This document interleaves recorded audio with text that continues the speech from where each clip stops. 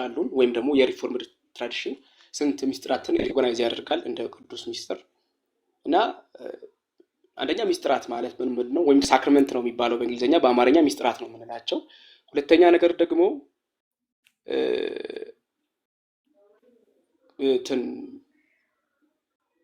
ስንት ሳክራመንቶች አሉ ከዛ ደግሞ ዛሬ ወደምናየው ወደ ጥምቀት ሳክራመንት ሄደ ዲፋይን ታደርጋቸዋለህ ዲፊኒሽኑን ብቻ ማለት ነው ከኮንፌሽናችን ሊሆን ይችላል ከባይብልም ሊሆን ይችላል ዲፊኒሽናቸው ምንድነው ትርጉማቸው ምንድነው ሚስጥር ስንል ምን እያለን ያለነው ወይም ደግሞ ሳክራመንት ስንል ምን እያለን ያለነው የሚለውን ኤክስፕሌን በማድረግ እንጀምር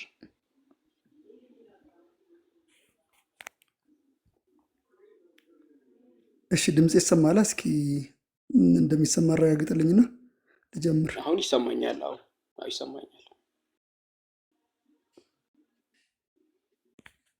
እሺ ትንሽ እኔ ደግሞ ያንተን ጥያቄ ስፔሲፋይ ለማድረግ ልሞክር ሳክራመንት ምንድነው ወይም ደግሞ ምስጢራት ምንድነው ከማለት በፊት ጠበብ እናድርገውና ሪፎርምድ ቴዎሎጂ ሳክራመንት እንዴት ያያል የሚለው ነገር ላይ ትኩረት አደርጋለሁ ማለት ነው ምክንያቱም ካቶሊኩ የምስጢራት አስተምሮ አለው ኦርቶዶክሱ እንደዛ አለው በፕሮቴስታንት ውስጥ ደግሞ ሉተራን የራሳቸው አላቸው የተለያየ አይነት ፕሮቴስታንት እንደምታውቁት ብዙ ዲኖሚኔሽን እና ብዙ ቤተ እምነቶች አሉ ስለዚህ ሁሉም ቤተ እምነቶች በአንድም በሌላ መንገድ ሳክራመንትን የሚያስቀምጡበትና ዲፋይን የሚያደርጉባቸው አስተምሮ አላቸው ስለዚህ እኛ የሪፎርምድ ወይም ደግሞ በ16ኛ ክፍለ ዘመን ላይ ባለፈው በተወሰነ መልኩ እንደዚህ አይነት ትምህርቶች ስለምንማማር ነው ባለፈው ባክግራውንድ ነገር ሰጥተናችሁ ነበር ሪፎርሜሽን አጠቃላይ በዋነኝነት ሪፎርምድ ቴዎሎጂ እና ሉተራን ቴዎሎጂን የያዘ ነው ብለን ሪፎርምድ ቴዎሎጂ በተለይ የትኞቹ ቤተ እምነቶች በሪፎርምድ ቴዎሎጂ ውስጥ እንዳሉ በጥቂቱ ለማሳየት ጥረት አድርገን ነበርና ስለዚህ ሪፎርምድ ሳክራመንትን ነው እንግዲህ የምናብራራ ስለ ሪፎርምድ ሳክራመንት ስናወራ መጀመሪያ ላይ የተወሰኑ ሀሳቦችን ለመስጠት ልሞክር ወደ ሳክራመንት ሳንገባ በፊት ሪፎርምድ ሳክራመንት በጣም አንደኛ ቫራይቲ አለው የተለያየ አይነት ሪፎርምድ የተባሉ ቤተ እምነቶች ብዙ ስላሉ እነዚህ ቤተ እምነቶች ሳክራመንትን ዲፋይን የሚያደርጉበትና ሳክራመንትን የሚረዱበት መንገድ የተለያየ ነው ስለዚህ በጣም ዳይቨርሲፋይድ እና ቫራይቲ ከለር ያለው ስኩል ነው ሪፎርምድ ቴዎሎጂ ማለት ነው ለምሳሌ በሪፎርምድ ውስጥ የፕሬስቢቴሪያኑ አለ የሪፎርምድ አንግሊካኑ አለ የሪፎርምድ ባፕቲስቱ አለ እና የተለያየ አይነት የቀጥሎ ደግሞ ሪፎርምድ ቸርች የሚባሉ አሉና የተለያየ አይነት ነገር አላቸው ስለዚህ የመጀመሪያ ምንድነው ቫራይቲ ስላለው አሁን እኛ የምናወራውን ነገር በተወሰነ መልኩ ስለምናጠበው ኮንፌሽን ቤዝድ የሆነውን ትምህርት ነው የምናቀርበው ማለት ነው ቫራይቲ አለው በጣም የተለያየ አይነት ትምህርቶች አሉት እና እኛ ግን ኮንፌሽናል ቤዝድ ለመሆን እንሞክራለን ለምንድነው ቫራይቲ የኖረው ብለን ካነሳ ነው ሪፎርምድ ቴዎሎጂ በአንድ ሰው ብቻ ላይ የተመሰረተ አይደለም በሪፎርሜሽን ጊዜ የተለያየ አይነት ሰዎች ነበሩ ለምሳሌ ጆን ካልቪን ዝዊንግሊም እንደ ከሪፎርምድ አንዱ ሪፎርምድ ቴዎሎጂ ውስጥ በአንድም በሌላ መንገድ ኮንትሪቢዩት ካደረጉት ቴዎሎጂ አንዱ የዝዊንግሊ ቴዎሎጂ ነው ብዙ አሉ እነ ጆን ኖክስ ማርቲን ቡዘር ቶማስ ክሬመር ብዙ ናቸው እንግዲህ እነዚህዎችን ቀስ ቀስ ያለን እንማማራለን ግን ቫራይቲ በተለያየ አይነት ቦታ በተለያየ አይነት ሰዎች እና የተለያየ አይነት ኮንፌሽኖች ያሉበት ስለሆነ ቫራይቲ ያለ ስለዚህ እሱን ነገር መጀመሪያ መረዳት አለባችሁ ሁለተኛ ደግሞ በሪፎርምድ ቴዎሎጂ ውስጥ መረዳት ያለባችሁ ነገር ተርሞችንና ነገሮችን ዲፋይን የምናደርግባቸው መንገዶች ቀላል ላይሆኑ ይችላሉ ማለትም እንደተለመደ ለምሳሌ አንድ ሰው መጥቶ ጥምቀት ያድናል ወይ የሚል ጥያቄ ቢጠይቅ በቀላሉ የሚመልሱ ስኩሎች አሉ በቀላሉ አዎ ያድናል ኖ አያድንም ተብሎ በቀላሉ የሚመለስበት ቴዎሎጂ አለ። ሪፎርምድ ቴዎሎጂ ግን እንደዛ አይደለም። ሪፎርምድ ቴዎሎጂ ቴክኒካል እና ቃላቶችን የሚጠቀምባቸው ቃላቶችም ሆነ ዲፋይን የሚያደርግባቸው መንገዶች በጣም ሲስተማታይዝ የሆኑና ነገሮችን ዲፕሊ ማየት ይጠይቃል። ማለት እነዚህ ነገሮችን ለምንድን ነው እንደ ሪማርክ በመስጠት ላይ ያለሁት?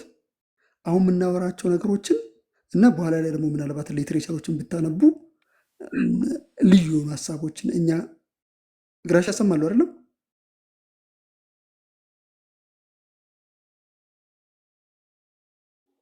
ትሰማኛለህ? ቀጥል።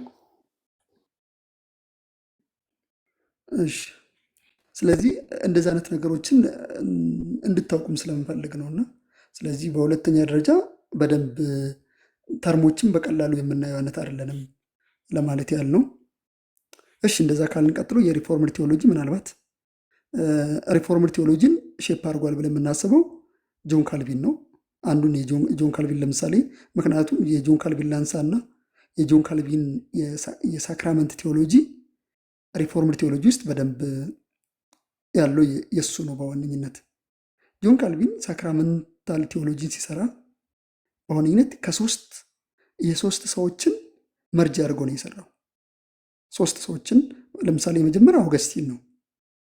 ከአውገስቲን ሳክራመንት በዋነኝነት ዲፊኒሽኑን እና ሳክራመንታል ቴዎሎጂ የሪፎርምድ ቴዎሎጂ የቆመው በአውገስቲን የሳክራመንት ዲፊኒሽን ነው።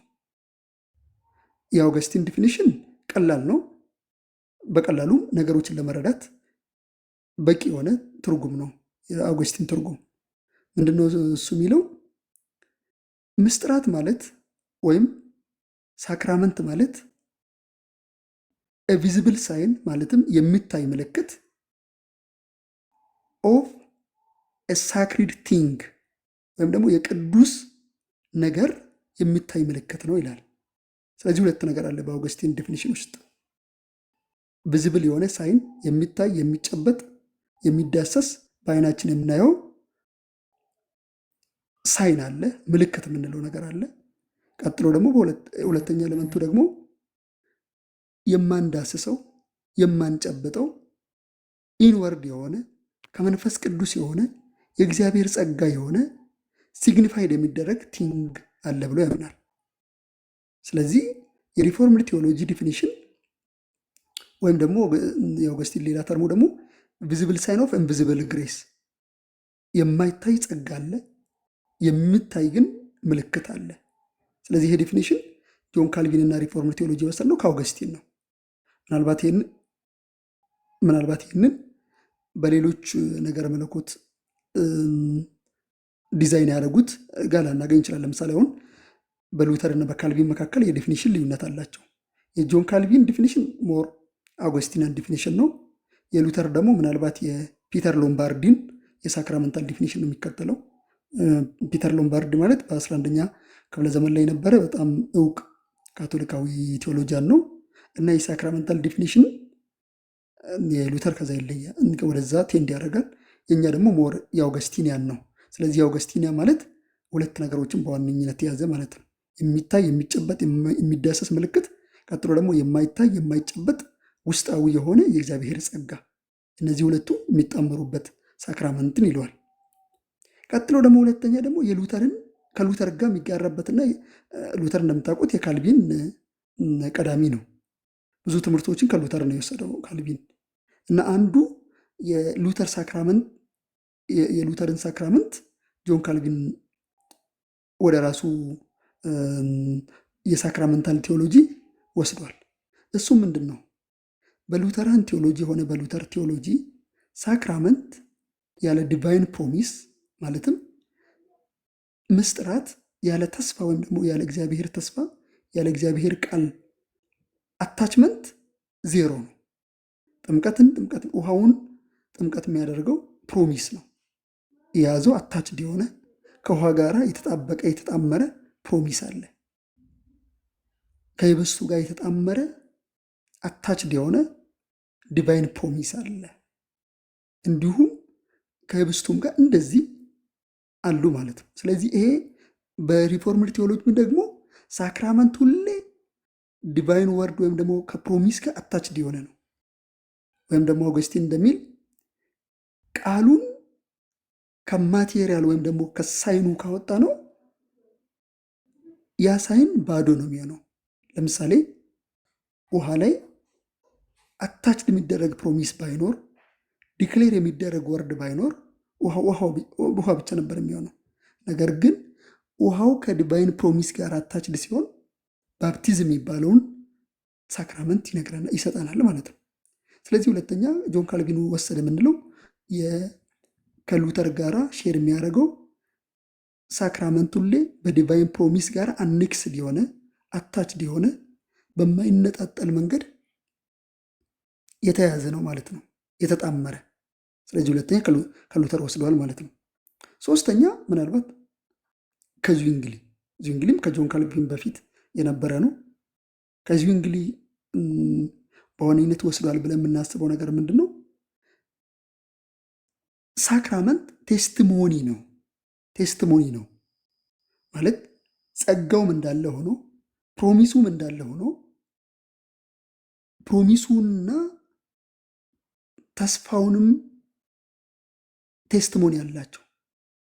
በአንድ በኩል ለእግዚአብሔር የምናቀርበው ፕሮሚስ ቴስቲሞኒ ነው። በሌላ በኩል ደግሞ ለዓለም የምናቀርበው ቴስቲሞኒ ነው፣ ምስክርነት። ስለዚህ አሁን ከነዚህ ሶስቱም ይለያያል። ለምሳሌ አሁን ከአውገስቲን ዴፊኒሽኑን ብንወስድም ጆን ካልቪን ቢወስድም ኤክስ ኦፐራቶ የሚባለውን አይቀበልም። ከዙዊንግሊ ደግሞ አጠቃላይ ጥምቀት ዝም ብሎ ሲምቦል ብቻ ነው የሚለውን ነገር አይቀበልም። ይልቁን ሳክራመንት የሚለውን ዙዊንግሊ ምናልባት ተርሙ መጀመሪያ ላይ ከፓትሪስቲክ ትርጉሙ ይልቅ ወደ ክላሲካል የግሪክና የሮማን አይነት ተርም ነበር ሲጠቀም የነበረው። ምንድነው በእነሱ ቋንቋ ሳክራመንተም ነው። ሳክራመንተም ማለት ደግሞ የሆነ ለምሳሌ አንድ ወታደር በሚሊተሪ ቦታ መሀል ላይ ይገባል። መሀል ላይ ገብቶ ነው ወታደር የሚሆነው። ስለዚህ ያ መሀል ላይ የሚገባው ምንድነው የሆነ ነገር ፕሮፌስ ያደርጋል። ፕሮፌስ አድርጎ ከዛ በኋላ ቃል የገባው ነገር ደግሞ ዲፖዚት ይደረጋል፣ ይቀመጣል። ምክንያቱም በኋላ ላይ የሚያዝበት ነው ስለሆነ።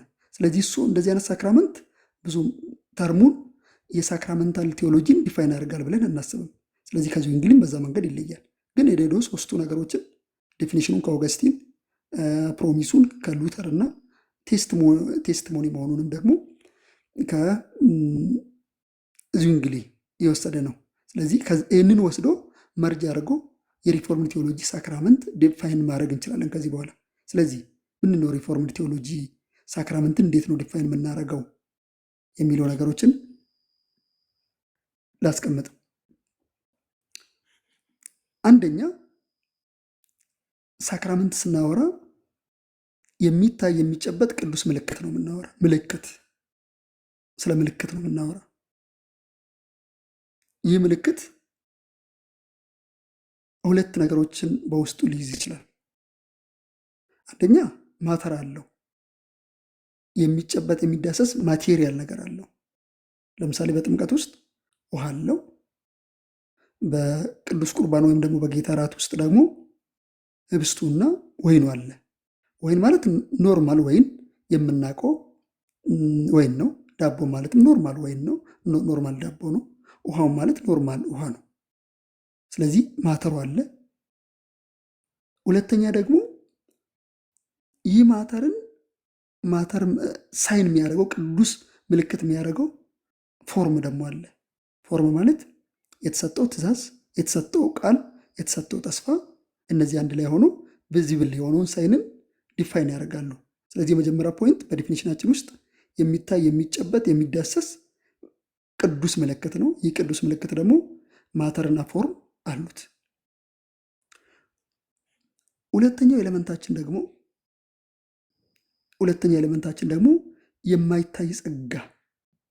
የማይታይ ጸጋ መያዝ አለበት። ይህ ጸጋ ደግሞ ምንድነው ካልን ቤኔፊት ኦፍ ሪዴምሽን፣ ክርስቶስ ጌታችን ኢየሱስ ክርስቶስ የሰራልንን ስራ ሁሉ ማለትም መካከለኛ ሆኖ የሰራልንን የመዳን ስራዎችን ሁሉ የያዘ ነው። ጸጋ ለምሳሌ የኃጢአት ይቅርታ፣ ልጅነት፣ ዳግም ውልደት፣ መጽደቅ፣ መቀደስ፣ መጽናት፣ ቀጥሎ ደግሞ ትንሣኤ፣ የክርስቶስ አካል መሆን፣ እነዚህ አይነት ጸጋዎች አሉ። ስለዚህ ሳክራመንት እንል ሁለተኛ ኤሌመንቱ የማይታይ ጸጋን ይሰጠናል እያልን ነው። የማይታይ ጸጋ አለው እያልን ነው። ስለዚህ አሁን ከላይ የዘረዘርኳቸው ጸጋዎችን ቅድም ባልኩት በዛ በቅዱስ ምልክት ወይም ደግሞ ማህተም እንለዋለን እኛ። ማህተምና ምልክት አለ። ያ ማህተምና ምልክት ግን የማይታየውን ጸጋ አፕላይ ያደርግልናል፣ ወደ ህይወታችን ያመጣልናል። ወደ ህይወታችን ወይም ደግሞ ወደ አማኙ ህይወት ኮሚኒኬት ያደርጋል። ስለዚህ እግዚአብሔር የመዳን መንገድ ሰርቷል በክርስቶስ ኢየሱስ። የተሰራውን የመዳን መንገድ ግን ወደ ህይወታችን ማምጣት አለበት። የሚያመጣበት መንገድ ደግሞ ኮሚኒኬት የሚያደርግበት ቻናል ደግሞ ሳክራመንት ነው ብለን እናምናለን። ስለዚህ እነዚህ ሳክራመንት ደግሞ ቪዚብል ሳይን እና ኢንቪዚብል ግሬሶች በውስጡ አላቸው። ስለዚህ እነዚህን ጸጋዎችን እነዚህ ቤኔፊት ኦፍ ሪዴምሽኖችን በሰፋ አድርገን እናወራለን። ግን ጠቅለል ስናደርገው ዴፊኒሽናችንና ሳክራመንትን ዲፋይን ስናደርገው ውጫዊ የሆነ የሚታይ ቅዱስ ምልክት ወይም ደግሞ ቅዱስ ማህተም ማለት ነው። ምልክቱ ደግሞ የማይታይ ጸጋ የሚያስተላልፍ፣ የሚሰጥ፣ የሚያትም እና ወደ ህይወታችን ደግሞ ዲስፔንስ የሚያደርግ ነው ማለት ነው። ስለዚህ ከላይ ያልኳቸው ፖይንቶችን ይዛችሁ ከዚህ በኋላ እዚህ ላይ መሰረት አድርገን ግራሻም ይጨምራል እናወራለን ማለት ነው።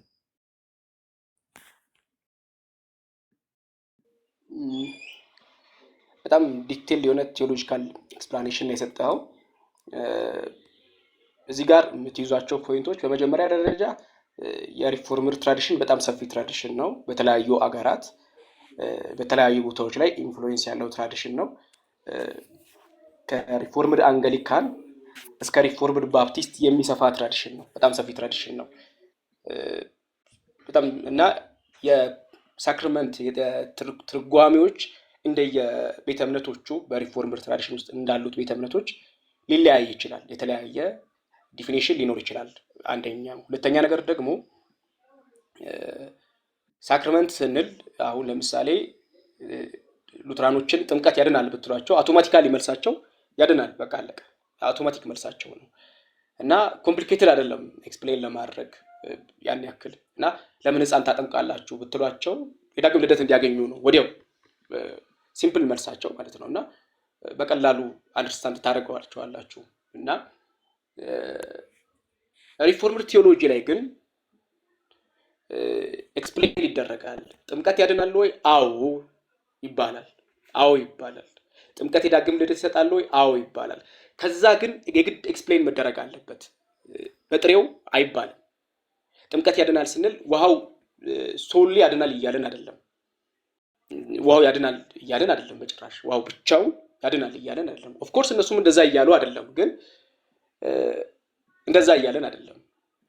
ስርዓቱ ያድናል እያልን አይደለም። ነገር ግን እግዚአብሔር በኪዳኑ በገባው ኪዳን በቃሉ በሰጠን ቃል ያጣምራቸዋል። በእምነት የምንካፈለውን የማይታየውን ጸጋ የማይታየውን አሁን ሚስጥር የምንልበት ምክንያቱም ያ ነው። የመጽሐፍ ቅዱስ ሚስጥር ይለዋል ወይ ምናምን የሚል የሆነ ኮመንት አይቼ ነበርና ጥምቀት ሚስጥር እንላለን ወይም ደግሞ ጌታ እራትን ሚስጥር እንላለን። ሚስጥር የምንልበት ምክንያት እኛ የምናደርገው አለ። ለምሳሌ የሚታይ አሁን ውሃ እናፈሳለን ስናጠምቅ፣ ህብስቱን እንወስዳለን ጌታ እራትን ስንካፈል።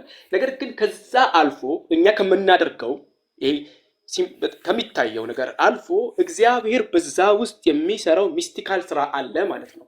ሚስጥር የምንለው ለዛ በዲፊኒሽን ደረጃ ሚስጥር የምንልበት ዋናው ምክንያት ቅዱስ ቁርባንን ወይንም ደግሞ ቅዱስ ጥምቀትን ሚስጥር ናቸው ብለን እኛ የምንጠራው እግዚአብሔር የሚሰራው ስራ አለ። ስራው የኛ አይደለም። እኛ ውሃ እናፈሳለን፣ አዎ። እኛ በአብ በወልድ በመንፈስ ቅዱስ ብለን እናጠምቃለን፣ አዎ። በእምነት እናደርገዋለን፣ አዎ። ግን እኛ አድርገን የሚቀር አይደለም። እኛ አድርገን ብቻ የሚቀር አይደለም። እግዚአብሔር በዛ ውስጥ የሚሰራው የሚያካፍለው ታላቅ ጸጋ አለ፣ የምንካፈለው ታላቅ ጸጋ አለ ከሚታየው በላይ የሆነ። ለዛ ነው ሚስጥር የምንላቸው። እነዚህ ይሄ ጸጋ ደግሞ የምንካፈለው ይሄ ጸጋ በእነዚህ ሚስጥራት የምንካፈለው ይሄ ጸጋ ለዘላለም ሕይወት የሚያበቃን ጸጋ ጭምር ነው። ለዘላለም ሕይወት የሚያበቃን ጸጋ ጭምር ነው እና ሚስጥር የሚያሰኛቸው ሳክራመንት የሚያሰኛቸው ይሄ ባህሪያቸው ነው። ይሄ ባህሪያቸው ከሕይወታችን ጋር ከዚህ ከመንፈሳዊ ሕይወታችን ጋር ከማይታየው ሕይወታችን ጋር የተጣበቁ እግዚአብሔር የሚሰራባቸው እግዚአብሔር ደካሞች ስለሆንን ደግሞ የሰጠን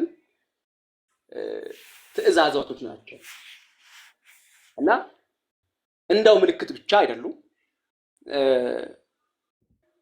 እግዚአብሔር ከዛ አልፎ ከሚታየው ነገር አልፎ የሚሰራባቸው ሚስጥራት ናቸው። ሁለተኛ ነገር ደግሞ እግዚአብሔር እሱ ስለሰጠን እሱ ስላዘዘን ቅዱስ ናቸው። ቅዱስም የምንልበት ምክንያት ያ ነው። እግዚአብሔር እሱ ራሱ ስላዘዘን ትእዛዝ የሰጠን እሱ ስለሆነ ቅዱስ ናቸው። ስርዓቶቹ በራሳቸው ከእግዚአብሔር ስለሆኑ ቅዱስ ናቸው እና ሚስጥር የምንልበት ምክንያት ቅዱስ የምንልበት ምክንያት ይሄ ነው። እግዚአብሔር በሚገባ ስለሚሰራቸው እና በሚገባ አስረዳቸዋለሁ። ጥምቀት እንደሚያድን የጸነት ጥምቀት ምናምን ከመጽሐፍ ቅዱስ ጋር ብታሳዩ ጥሩ ነው። እሱን በደንብ እናሳያቸዋለን ወደ በኋላ፣ ችግር የለውም። አሁን ዲፊኔሽኑ ጋር ስለሆንም እና በሪፎርምድ ቴዎሎጂ ደግሞ ስፔሲፊካሊ በደንብ ነግሯቸው ሸልፌክስ አስረድቶናል። ሳክራመንቶች በሳክራመንታል ዩኒየን ነው የሚዋሃዱት ከሚያድነው ከእግዚአብሔር ጸጋ ጋር ከሚያድነው የእግዚአብሔር ጸጋ ጋር። አክቹአሊ የሚያድነን የእግዚአብሔር ጸጋ ነው። አክቹአሊ የሚያድነን በእርግጥ የሚያድነን የእግዚአብሔር ጸጋ ነው። በእርግጥ ኃጢአታችንን የሚያጠው የኢየሱስ ክርስቶስ ደም ነው። በእርግጥ ዳግም የሚወልደን መንፈስ ቅዱስ ነው። ነገር ግን እነዚህ የሚታዩት ሲምቦሎች የሚታዩት ምልክቶች በሳክራመንታል ዩኒየን በሚስጥራዊ ጥምረት ልበለው ውህደት ወይም ጥምረት ወይም ህብረት ከማይታየው በረከት ጋራ ከማይታየው ጸጋ ጋራ የተጣመሩ ናቸው። የኛ ዲፊኒሽን ሰማው በዚህ የሚለይ ይመስለኛል። እና ሁለተኛ ነገር ደግሞ ሜቢ ወደፊት በደንብ ዲቴል ወደ ጥምቀት ስፔሲፊካሊ ወደ ጥምቀት ስንገባ በደንብ እናየዋለን። ከሉትራን ጋር የምንለይበት ፖይንት አለ። አዎ። ከሉትራን ጋር የምንስማማበት ፖይንት አለ። አዎ። ከባፕቲስቶች ጋር የምንስማማበት ፖይንት አለ። አዎ። ከባፕቲስቶች ጋር የማንስማማበት ፖይንት አለ። አዎ። እነዚህ በኋላ ጥምቀትን ለብቻው ስናወራ የምናይ ይሆናል እና ድጋሜ አንዴ በደንብ ዲፋይን ለብቻው እንድታረግ የምፈልገው የሪፎርምድ ጥምቀት ምንድን ነው? ባይ ዲፊኒሽን ሪፎርምዶች ጥምቀት ሲሉ ምንድን ነው እያሉ ያሉት? የውሃ ጥምቀት ማለት ነው። ጥምቀት ምንድን ነው? ጥምቀቱን ብቻ ኤክስፕሌን እንድታረግልኝ ሸልፌክስ እና የተወሰኑ የመጽሐፍ ቅዱስ ክፍሎችንም አባሪ አድርገህ ብታወራ ደስ ይለኛል፣ ለሁሉም ማለት ነው። እሺ ግድ ነው። አይ ከዚህ በኋላ በቃ ሰፋ አድርገን እናያቸዋለን።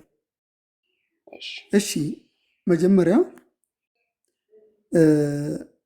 የሪፎርምድ ቴዎሎጂ አስተምሮ ቃል ኪዳን ላይ የተመሰረተ ነው።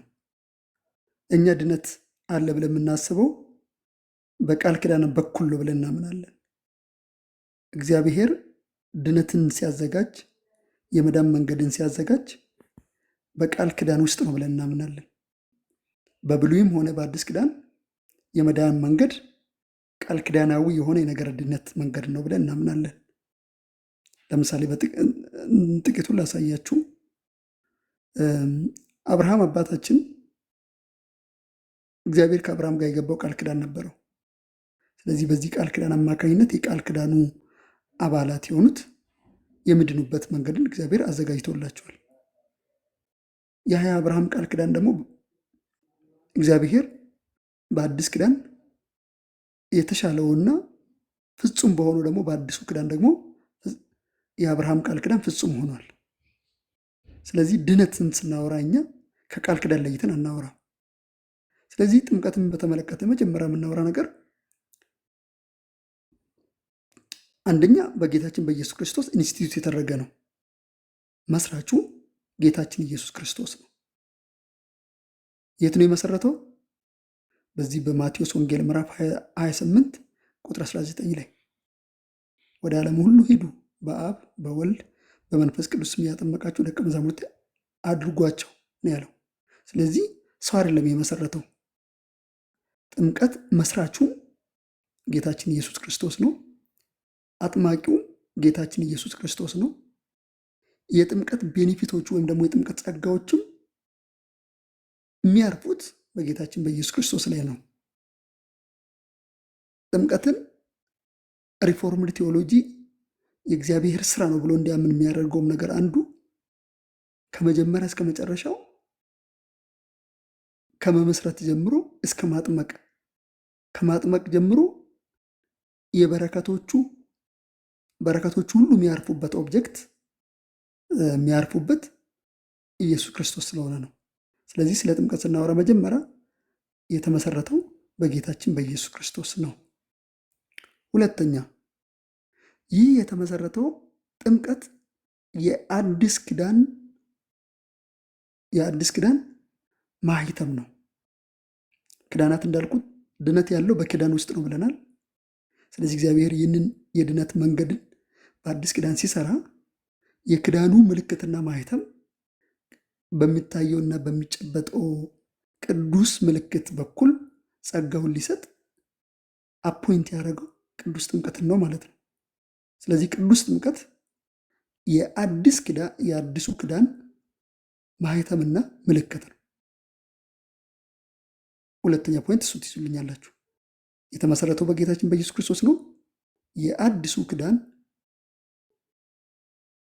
ጸጋና በረከት ማህተምና ምልክት ሆኖ ደግሞ የተሰጠው አንዱ ቅዱስ ጥምቀት ነው።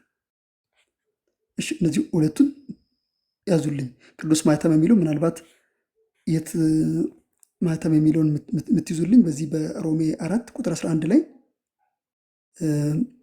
አብርሃም የተቀበለውን የመገረዝን ምልክት ማህተም ነው ብሎ ያስቀምጠዋል። የጽድቅ ማህተም ይለዋል። ስለዚህ እኛ ደግሞ በአዲስ ኪዳን የአብርሃም ግዝረት በዚህ በቆላሲያስ ምዕራፍ 2 ቁጥር 12 ላይ በእጅ ያልተደረገው የክርስቶስ መገረዝ ማለትም በመስቀሉ በኩል በሞቱ በኩል ያ ግዝረት ጥምቀት እንደሆነ ይነግሮናል።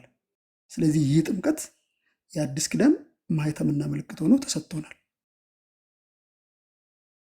ሶስተኛ እነዚህ ጥምቀት ደግሞ ምንድን ነው የሚያደርግልን? ቀደም ምን ብያቸዋለሁ? ቤኔፊት ኦፍ ክርስቶስ የሰራልንን ቤኔፊት ኦፍ ሪደምሽንን ወደ እኛ ነው የሚያመጣ ኮሚኒኬት የሚያደርግልን ብለናል።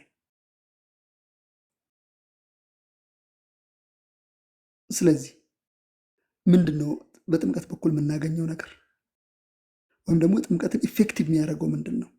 ጥምቀት ለድነት ያስፈልጋል ወይ? አዎ። ጥምቀትን ከድነት ነጥለን ማየት አንችልም። ለምን ከተባለ ኤፌክቲቭ ሚንስ ኦፍ ሳልቬሽን ስለሆነ ውጤታማ የሆነውን የድነት መንገዶች ወደ እኛ የሚያመጣበት ነው እግዚአብሔር። እኛ ደካሞች ነን፣ እኛ የማንረባ ሰዎች ነን።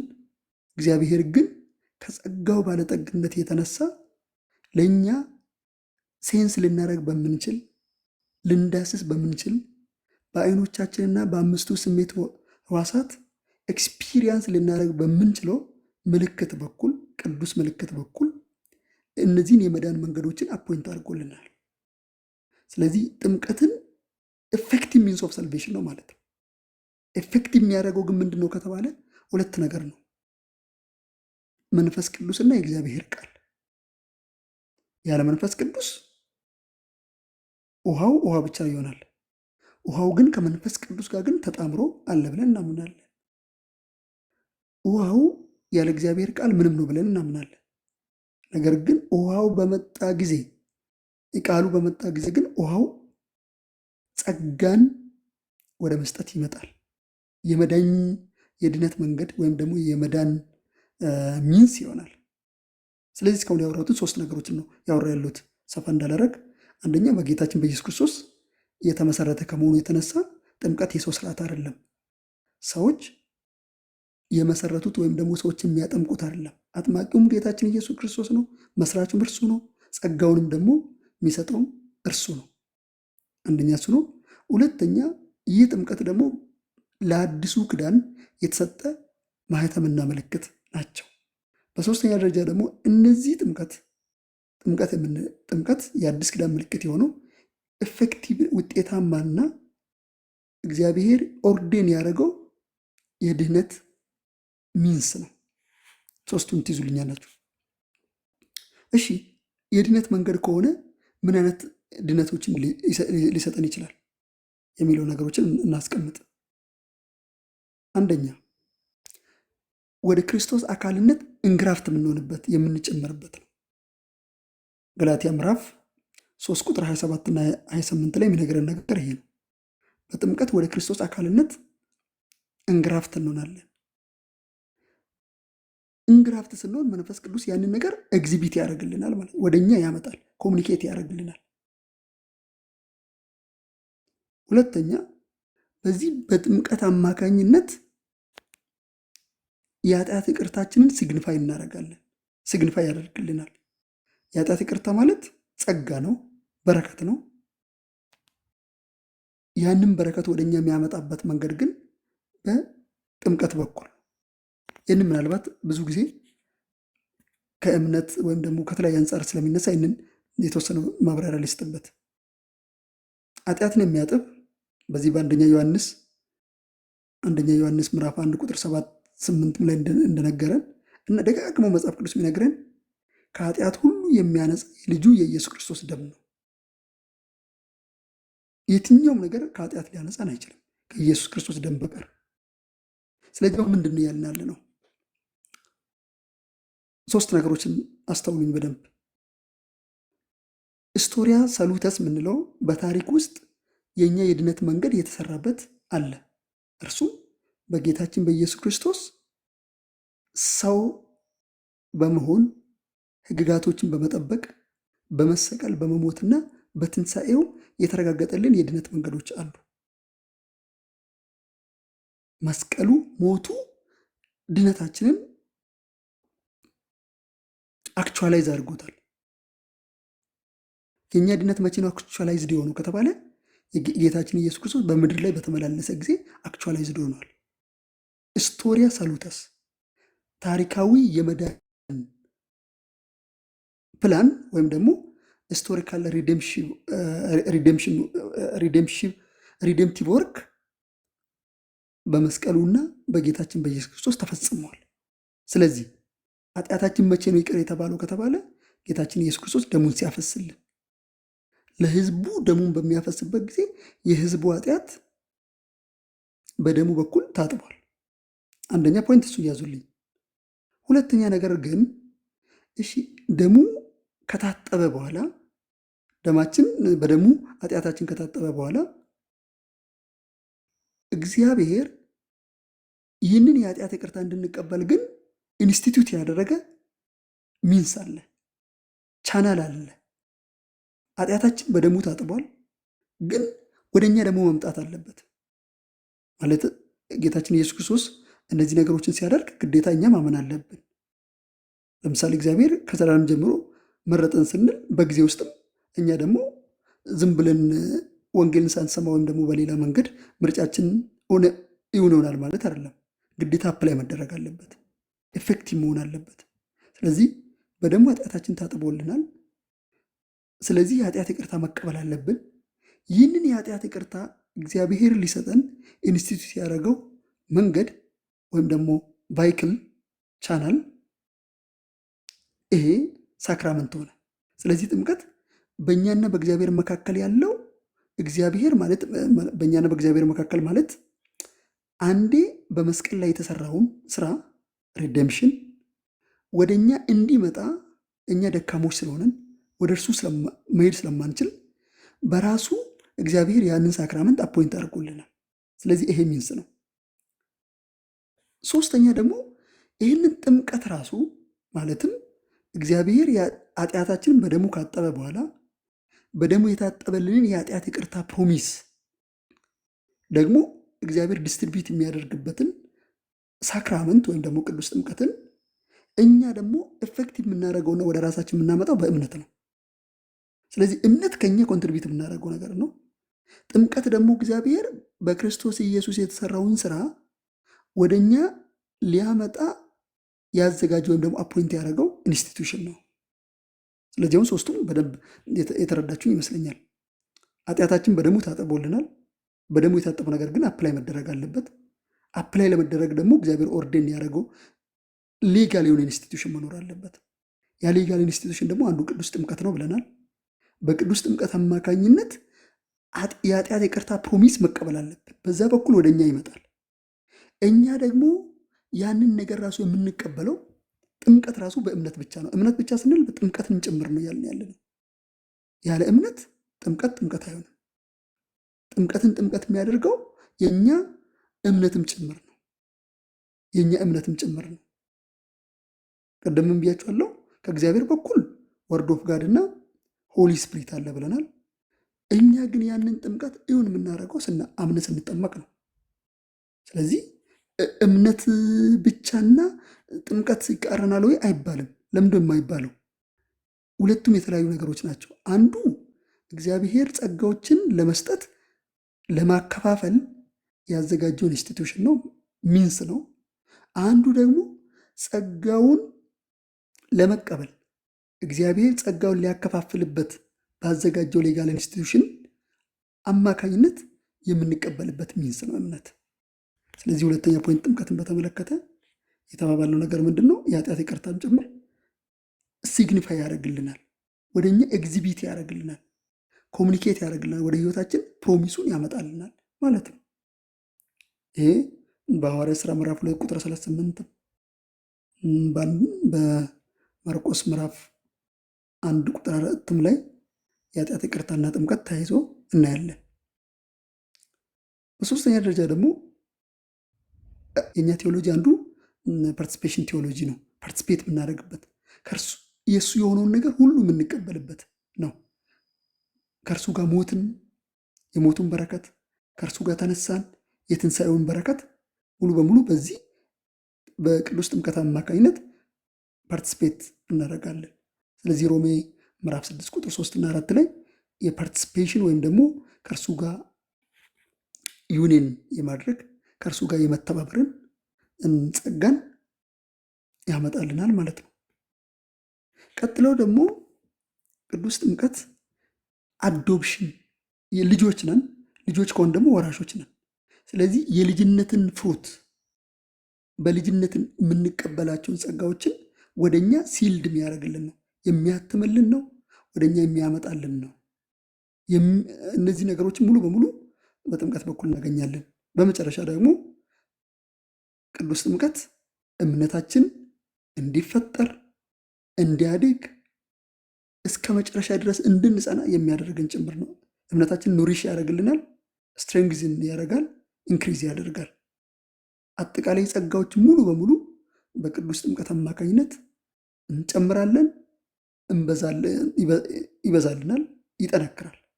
ስለዚህ አንዱ የቅዱሱ ጥምቀት ትልቁ ስራ ተስፋችንን፣ እምነታችንና ፍቅሩ ማለትም ሶስቱ ካርዲናል ቨርቹ የምንላቸው አሉ አይደለም?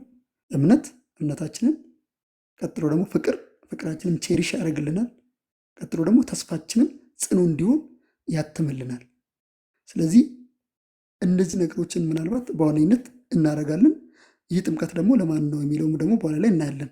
ግራሻ ጨምርና ይህ ጥምቀት ለማን ነው፣ ማን ነው የጥምቀቱ በረከት ተቀባይ የሚሆኑት የሚሉትን ነገር ደግሞ እናያለን። በደንብ በዲቴይል አይ ቲንክ የሰሙት ይመስለኛል። 3 መሰረታዊ ፖይንቶች ተነስተዋል። እኔ አንድ ክፍል አንብቤ ማለት ነው ሮሜ ላይ የሚታወቀውን ክፍል ከጥምቀት ጋር የያዘውን ክፍል አንብቤ እንቀጥላለን። አይ ቲንክ ይጠቅመናል ብዬ ስላሰብኩ ነው። ሮሜ ከቁጥር 3 ጀምሮ ነው ያለው። ከቁጥር 2 ጀምሮ ላንብበው። ለኃጢአት የሞትን እኛ ወደፊት እንዴት አድርገን በእርሱ እንኖራለን? ወይንስ ከክርስቶስ ኢየሱስ ጋር አንድ እንሆን ዘንድ የተጠመቅን ሁላችን ከሞቱ ጋር አንድ እንሆን ዘንድ እንደተጠመቅን አታውቁምን? እንግዲህ ክርስቶስ በአብ ክብር ከሙታን እንደተነሳ እንዲሁ እኛም በአዲስ ሕይወት እንድንመላለስ ከሞቱ ጋር አንድ እንሆን ዘንድ በጥምቀት ከእርሱ ጋር ተቀበርን። ሞቱን በሚመስል ሞት ከእርሱ ጋር ከተባበርን ትንሣኤውን በሚመስል ትንሣኤ ደግሞ ከእርሱ ጋር እንተባበራለን። ከእንግዲህ ወዲህ ለኃጢአት እንዳንገዛ የኃጢአት ሥጋን ይሽር ዘንድ አሮጌው ሰዋችን ከእርሱ ጋር እንደተሰቀለ እናውቃለን፣ የሞተስ ከኃጢአቱ ጸድቋልና ይላል። እዚህ ጋር ሐዋርያው ቅዱስ ጳውሎስ ቦልድ ክሌም ሜክ ያደርጋል።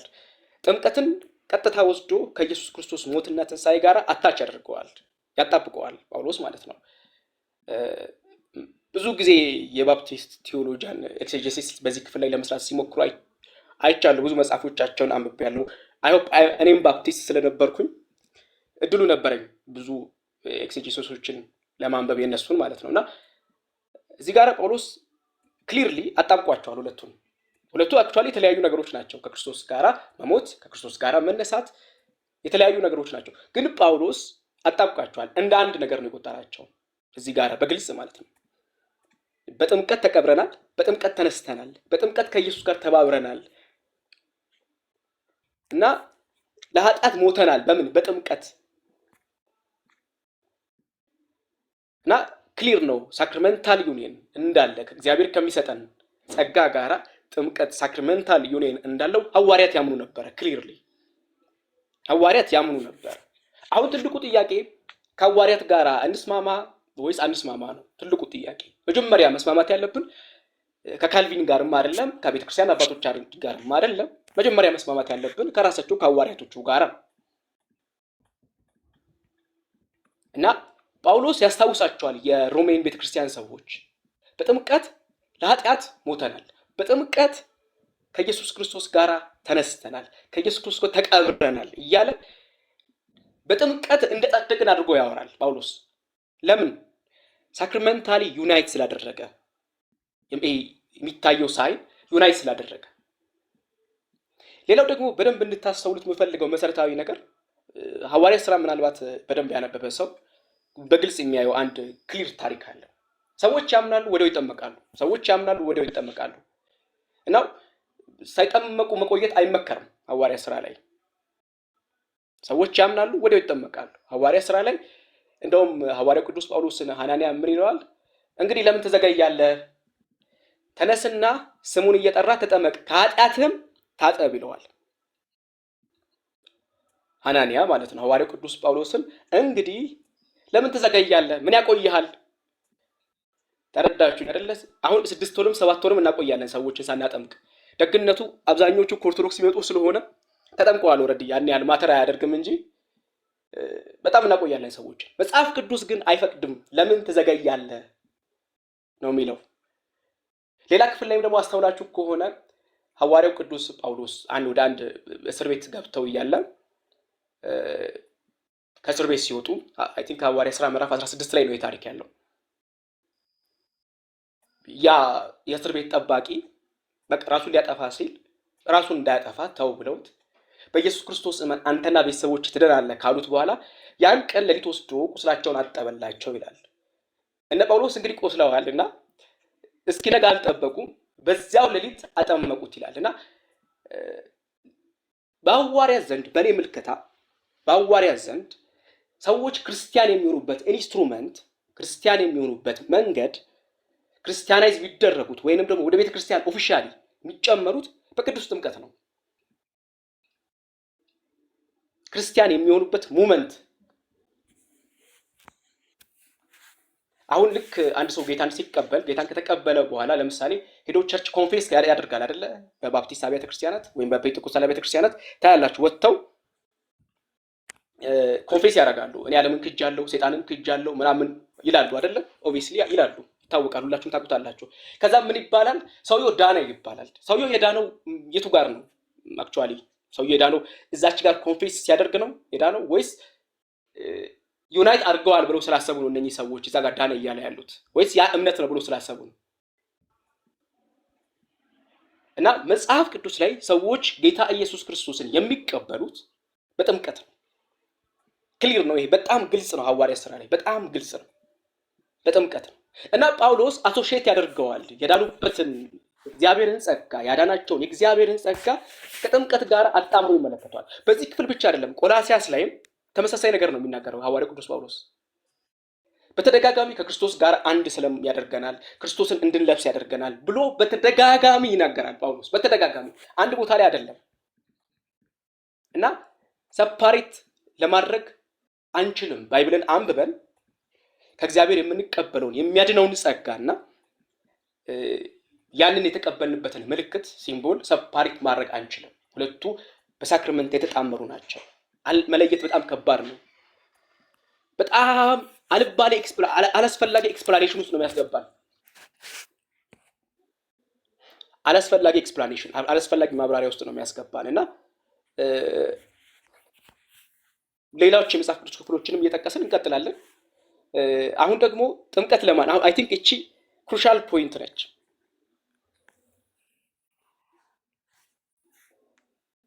ትዕግስት ከኛ የሚሄዱት አይጠመቁም ከሌላ ቤተ እምነት ወደ መካነ ኢየሱስ ከሙስሊም ካልሆነ በስተቀር ከክርስቲያን ቤተ እምነት ከሙስሊም ወይም ደግሞ ከምንድን ነው ኮንሊጂሰስ ሄሬቲክ ከሆኑ ግሩፖች ውጪ ከሆነ ቤተ እምነት ከኦርቶዶክስ ከካቶሊክ የሚመጣ ሰው ማጅስትሪ ያለ ፕሮቴስታንቶች አያጠምቁም። መካነ ኢየሱስም ፕሬስቢቴሪያንም አንግሊካንም አያጠምቁም። ይሄ ጀስት ለመረጃ ያክል ይሆናችሁ። በኋላ ደግሞ በደንብ ለምን እንደዛ እንደምናደርግ ኤክስፕሌን እናደርጋለን። ግን አሁን ጥምቀት ለማን አይ ቲንክ እቺ መሰረታዊ ፖይንት ነች። ጥምቀት ለማን ማን ነው ማጥመቅ ያለብን፣ ምን አይነት ሰው ነው ማጥመቅ ያለብን የሚለው ፖይንት በጣም መሰረታዊ ፖይንት ነው እና ሼርፊክስ አርቴ ቀጥልበት በደንብ። እሺ መጨረሻ ላይ የምታነቧቸውን ኮንፌሽኖችን እነግራችኋለን። ማለት አሁን የምናወራው ነገር ሁለታችንም ቪዲዮ ከፍተን ያወራን ስላልሆነ እና ደግሞ ቅድም በጣም ቫራይቲ ያለው ቴዎሎጂ ነው ሳክራመንታችን። በጣም አንዱ ሌላ ይላል፣ ሌላኛው ሌላ ይላል፣ አንዱ ሌላ ይላል፣ ሌላኛው ሌላ ይላል ምናምን ብዙ ስለሆነ ማለትም ሪፎርምድ ብዙ ዲኖሚኔሽን ብዙ ቤተ እምነቶች ስለሆኑ እሱን አይነት ነገሮችን እንድትረዱ ምናልባት ያወራናቸውን ፖይንቶችን የትኛ ኮንፌሽኖችን ብታነቡ ሪፎርምድ ቴዎሎጂን ልትረዱ ትችላላችሁ። ሞር ደግሞ እኛ ፕሬስቢቴሪያን የፕሬስቢቴሪያን አንደርስታንዲንግ ነው ያወራን ያለ ነው። በእርግጥ እስካሁን ያወራነው ነገር ሪፎርምድ አንግሊካንም ከኛ ጋር ሼር የሚያደርጉት ናቸው። ሪፎርምድ ባፕቲስቶችም በተወሰነ መልኩ ከዚህ በኋላ ካልሆነ እንጂ ክላሲካሎቹ ከኛ ጋር ይስማማሉ። ሪፎርምድ ባፕቲስቶችም ከኛ ጋር እስካሁን ያወራናቸው ነገሮችን ይስማማሉ። ጸጋ እንደሚሰጥ በቅዱስ ጥምቀት አማካኝነት ደግሞ የሪዴምሽን ቤኔፊቶችን እንደሚቀበሉ እነሱም ኮንፌሽኖቻቸውም ካቴኪዝሞቻቸውም ደግሞ የ16ኛና 17ኛ ክፍለ ዘመን ላይ የነበሩ አባቶቻቸውም ይቀበላሉ። ስለዚህ እስካሁን ያወራናቸው ነገር አጠቃላይ ሪፎርም ውስጥ ያሉቱ በተለይ በኮንፌሽን ደረጃ እንዳልኳችሁ አገልጋዮች ሌላ ነገር ሊሉ ማለት የተለያየ ሀሳብ ሊቀርብ ይችላል። አንዳንዶቹማ ሚንስ ኦፍ ሳልቬሽን አይደለም የሚሉ አሉ። ጸጋን አይሰጥም የሚሉም ሞር እንዳልኳችሁ ከተለያየ አይነት ቴዎሎጂ መርጅ የተደረገ ስለሆነ ሞር ደግሞ ዚዊንግሊያን ኢቭን ከዚዊንግሊም ከፍ ያሉ በደንብ በቃ ምስጢራትን ለሴርሞኒያል ነገር ብቻ አድርገው የሚቆጥሩ ሪፎርምድ የሚባሉትም ስለሚኖሩ ኮንፌሽኖችን በኋላ ላይ ሪኮመንድ አደርጋችኋለሁ በደንብ እንድታነቡና ሌላም ጊዜ ደግሞ ከኛ ጋር ሀሳባችሁን ሼር እንድታደርጉ እንዲረዳችሁ። ስለዚህ አሁን ደግሞ ለማን ነው ጥምቀት? ጥምቀት ማን ነው መጠመቅ ያለበት? አንደኛ ጥምቀት መጠመቅ ያለበት የሐዋርያት ሥራ መጽሐፍንም የአዲስ ኪዳንን መጽሐፍም ካያችሁ ንስሐ የሚገባና የሚያምን ሰው ፕሮፌስ የሚያደርግ ሰው ነው የሚጠመቀው። ስለዚህ ጥምቀት ማን ነው መጠመቅ ያለበት ከተባለ የመጀመሪያ ፕሪንሲፕል ሰው አምኖ ንስሐ ገብቶ ነው መጠመቅ ያለበት። ይህ ምንም የሚካድ አይደለም። ቅዱሳት መጽሐፍቶች የሚያወሩት አጠቃላይ ስለዚህ ነገር ነው የሚያወሩት። ያመነ የተጠመቀ ይድናል ነው የሚለው። ስለዚህ ማመን ንስሐ መግባት ፕሪኮንዲሽን ነው ለጥምቀት። ነገር ግን እነዚህን ሪፔንታንስና ፌዝ ያለ እነርሱ ሳይደረጉ ወይም ደግሞ ሳይኖሩ በምንም መንገድ ግን ጥምቀት አይደረግም ወደሚል ግን አይወስደንም። ለምን? ጥምቀት ቅድም እንዳልነው እግዚአብሔር የድነት መንገድን ያዘጋጀው ኮቨነንታል ነው ብለናል። በቃል ኪዳን ውስጥ ነው። ስለዚህ ከዚህ በኋላ የምትረዷቸው ፖይንቶች እዚህ ላይ የሚቆም ነው። እዚህ ላይ ነው ፍሬምወርኩ። ጥምቀትን ለመረዳት ወይም ደግሞ ንስሐ የገቡና የሚያምኑ ሰዎች መጠመቅ አለባቸው። ከነዛ ውጪ ሰው መጠመቅ አለበት ወይ ከተባለ አዎን ነው መልሳችን። እንዴት ነው የሚለውን የኮቨናንታል ፍሬምወርኩን መያዝ አለባችሁ። እንዳሉ ቅድም ተባብለናል። በአብርሃም ክዳን ግዝረት ማህተምና ምልክት ነበር። አብርሃም በዘፍጥረት 15 ላይ አብርሃም አመነ ጽድቅ ሆኖ ተቆጠረለት ተብሎ ተነገረ። በዘፍጥረት 17 ቁጥር 10 ላይ ግን ለአብርሃም ደግሞ ይህ ቃል ክዳን ለማን ነው የተሰጠው? ለአብርሃም ብቻ አይደለም የተሰጠው። ለማን ነው የተሰጠው? ለአብርሃም፣ ለዘሩና የዘሮቹ ትውልድ። ይሄ የሚቀየር አይደለም። ለዘላለም እግዚአብሔር ይህንን ቃል ክዳን ለዘላለም አድርጎ አቁሟል። ዘፍጥረት ምዕራፍ 17 ቁጥር 7 ላይ አብርሃም፣ የአብርሃም ዘር እና የዘሮቹም ትውልድ ይህ ነገር እግዚአብሔር ቃል ክዳን ገብቶላቸዋል። ስለዚህ ይህ ቃል ክዳን የአብርሃም ቃል ክዳን ደግሞ በአዲስም ክዳንም ደግሞ ወደ አብርሃም ቃል ክዳን ነው የገባ ነው። ባይዘወይ በዚህ በገላትያ ምዕራፍ 3 ቁጥር 6 እና 7 ላይ በግልጽ አድርጎ ያስቀምጠውልናል። አብርሃም አመነ ጽድቅ ሆኖም ተቆጠረለት የተባለው ለአብርሃምም ብቻም ሳይሆን ደግሞ ለሚያምኑትም ሁሉ ነው ይላል። ስለዚህ በማመናችን በገላትያ 3 ቁጥር 29 ላይ ደግሞ ሁላችንም በእምነት የአብርሃም ልጆች ነን ተብሏል። ስለዚህ የአብርሃም ቃል ክዳን የሆነ የተሻረ አይደለም። ይልቁን የአብርሃም ቃል ክዳን ውስጥ ነው የገባ ነው። ያ የአብርሃም ቃል ክዳን ግን ለአብርሃም በዘር አሕዛብ ሁሉ ይባረካሉ ነው የተባለው። በዘር አሕዛብ ሁሉ ይባረካሉ የሚለው ቃል ግን በዚህ በገላትያ 3:16 ላይ ስለ ዘሮች አይልም ይላል። ይልቁን ስለ ዘርህ። ዘር ማለት ስለ አንዱ እርሱ መሲሁ ኢየሱስ። ስለዚህ የአብርሃም ዘር የሆነው መሲሁ አለ። በመሲሁ አማካኝነት በመሲሁ በማመን መሲሁን በመልበስ ወደ አብርሃም ቃል ክዳን እንግራፍት ተደርገናል። ለምን? በእምነት የአብርሃም ልጆች ነን። ስለዚህ ለአብርሃም በዛ ጊዜ የተሰጠው ምልክት ምንድን ነው ከተባለ ግዝረት ነው። ያ ግዝረት ደግሞ በተመሳሳይ መንገድ በቆላስይስ ምዕራፍ 2 ቁጥር 12 ላይ ጥምቀት መሆኑ ተነግሯል።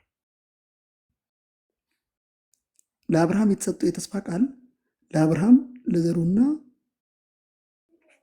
ለትውልዱ ከሆነ አሁንም በተመሳሳይ መንገድ የአብርሃም ክዳንና አዲሱ ክዳን መሆን ያለበት ለዘሩና ለትውልዱ ነው መሆን ያለበት። ለምሳሌ ንስሐ ገብቶ ያመነ ሰው የቃል ክዳን አካል ነው የሚሆነው። ቃል ክዳን ውስጥ ደግሞ እሱ ቤተሰብ ካለው በቤተሰብ ውስጥ ቢብሊካል ፕሪንሲፕል ኦፍ ሪፕሬዘንታቲቭ ሄድሼፕ ምንለው ትምህርት አለ። እንዲሁ በመጽሐፍ ቅዱስ ውስጥ አንድ መሮ አለ። እርሱም በቤተሰብ ውስጥ ፋሚሊ ሪፕሬዘንት የሚያደርግ ሄድሺፕ አለ፣ ራስ አለ፣ መሪ አለ። ለምሳሌ በትዳር ውስጥ ባል የሚስት ራስ ነው። በፋሚሊ ውስጥም አባው ወይም ደግሞ አባት የሄድሺፕ አውቶሪቲ የሱ ነው። ስለዚህ ፋሚሊ የአብርሃም ቃል ክዳን ውስጥ ተመሳሳይ እንደሆነ ሁሉ የአዲሱም ክዳን ደግሞ ተመሳሳይ ነው። የተሰጠው የተስፋ ቃል ለሚያምነውም ብቻም ሳይሆን ደግሞ የሚያምነውም ሰው ከልጆቹና ከዘሩም ጭምር ጋር ነው። ልጆቹ ይህን የት ነው የምናገኘው? በዚህ በሐዋርያት ሥራ ምዕራፍ 2 ቁጥር 39 የወሳኝ ጥቅስ ነው። ምዕራፍ 2 ቁጥር 39 ላይ ምን ብሎ ነው የሚነግረን? የተሰጠው የተስፋ ቃል ለልጆቻችሁም ነው ነው የሚለው። ስለዚህ ልጆች ንስሐ ባይገቡም ባያምኑም ፕሮፌስ ማድረግ አቅም ላይ ባይደርሱም ሕፃናቶች ይጠመቃሉ ማለት ነው። ለምን? የተሰጠው የተስፋ ቃል ለሚያምነውና ለልጁም ነው ጭምር ነው። ቤተሰብ ካለው የእርሱ ልጅ ይጠመቃል ማለት ነው። ስለዚህ የሕፃናት ጥምቀት ኮቨነንታሊ ቀድሞ የተሰጠውና በአዲስ ኪዳንም ደግሞ የተረጋገጠልን ትምህርት ነው ማለት ነው። አንድ ሰው ሕፃናት አይጠመቁም ለማለት ማድረግ ያለበት ነገር ምንድን ነው? አንደኛ ግዝረት በአብርሃም ኪዳን ውስጥ የነበረው ግዝረት በአዲስ ኪዳን በጥምቀት አልተተካም ብሎ መሞገት አለበት። ሁለተኛ ለአብርሃም የተሰጠው ቃል ኪዳን አብርሃምን እንጂ ዘሩን አይመለከትም ማለት ይገባዋል።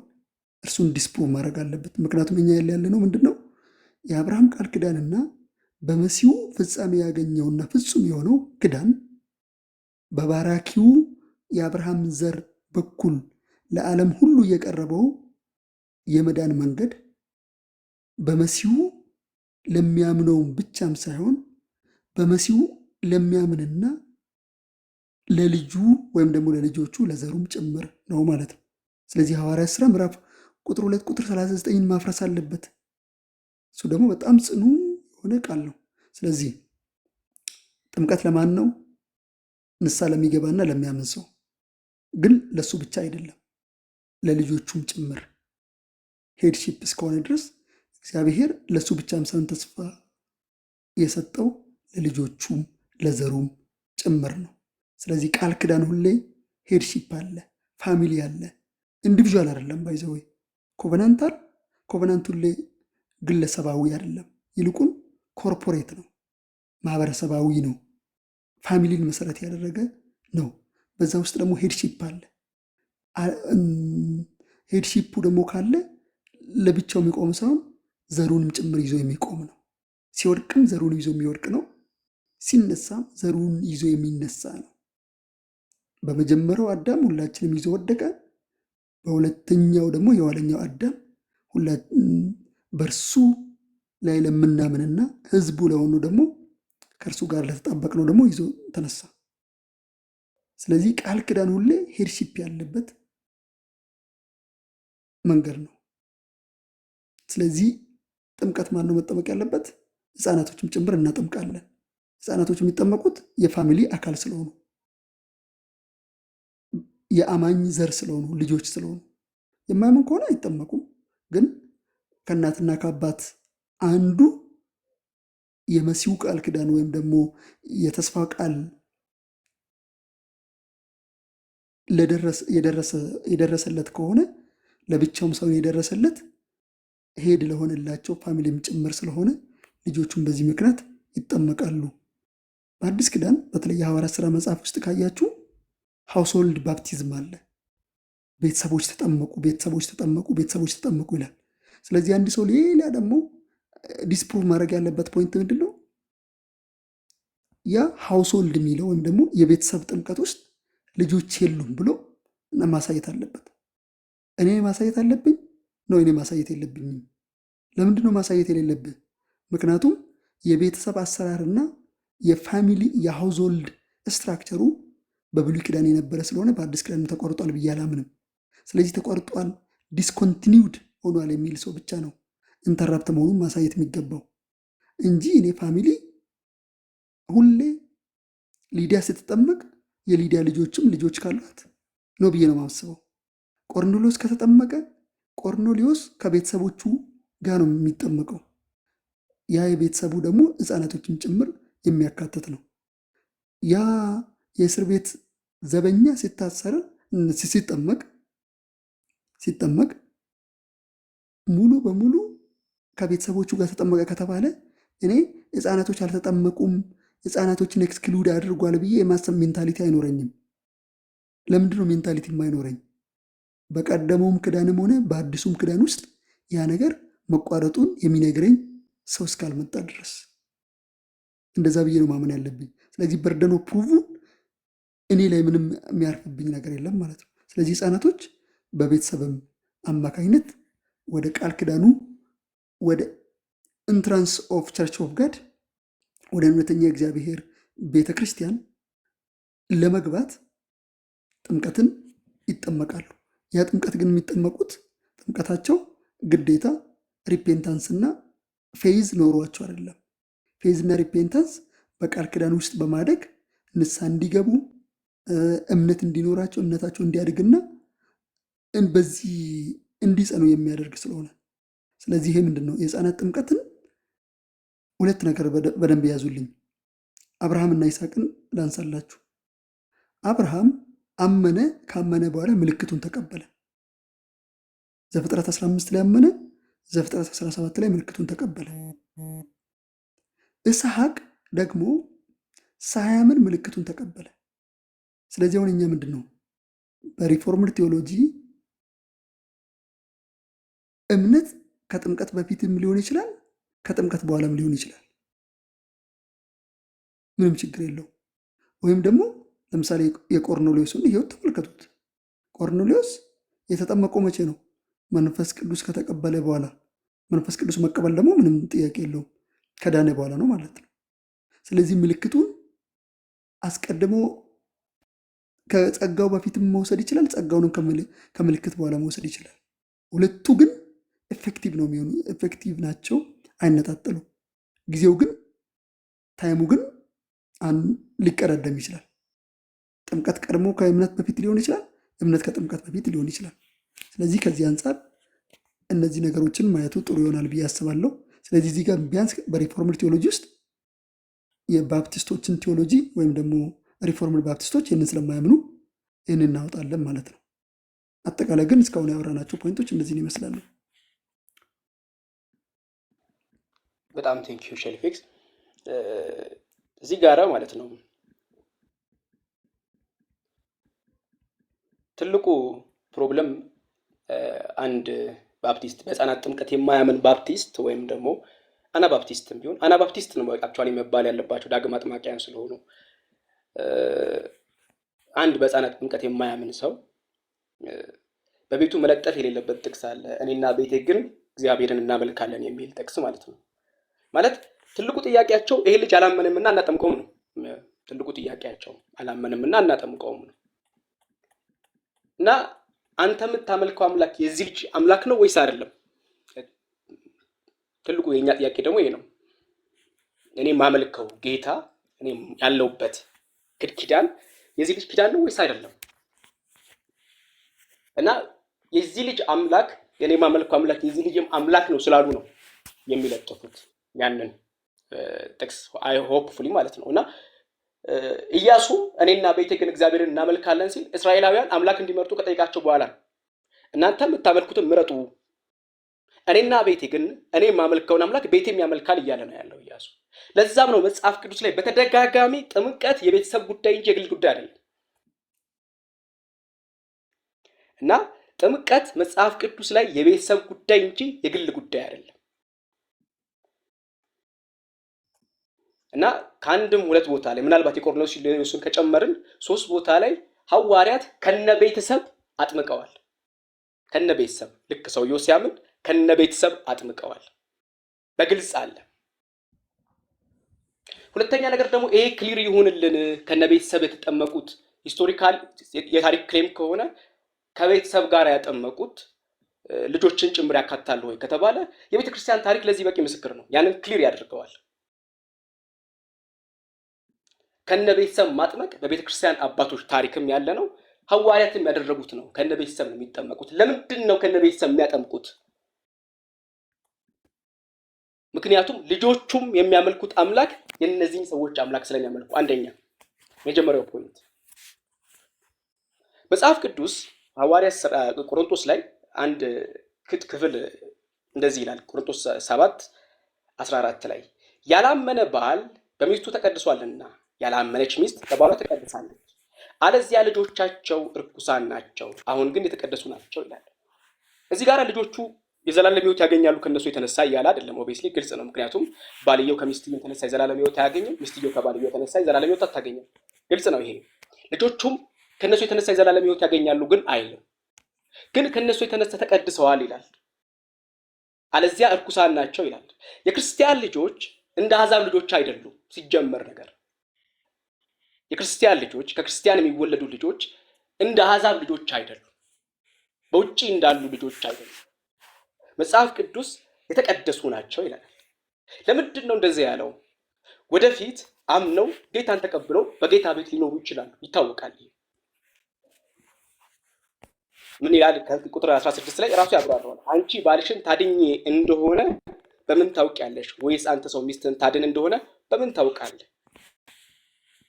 ስለዚህ ጳውሎስ ሚስትየው ከባሏ የተነሳ ተቀድሳለች ሲል ወይም ደግሞ ባልየው ከሚስቱ የተነሳ ተቀድሷል ሲል ወደፊት እነኚህ ሰዎች ጌታን ሊቀበሉ ይችላሉ ካንተ የተነሳ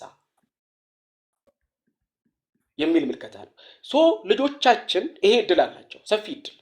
ደግሞ የሚገርመው በጣም በጥናትም የተረጋገጠ ነው። ጌታን የሚቀበሉት በብዛት በጌታ ቤት ያደጉት ናቸው። ሰፊ ጥናት አለ፣ አክቹዋሊ መሬት ላይ ያለ ጥናት ማለት ነው። እና ልጆቻችን ከኛ የተነሳ የተቀደሱ ከሆነ ለምንድን ነው ማናጠምቃቸው? ሁለተኛው ነገር ደግሞ ልጆቻችን የሚሰጡን ደቀ መዝሙር እንድናደርጋቸው ነው። መሰረታዊ ፖይንት ልጆቻችን የሚሰጡን ደቀ መዝሙር እንድናደርጋቸው ነው።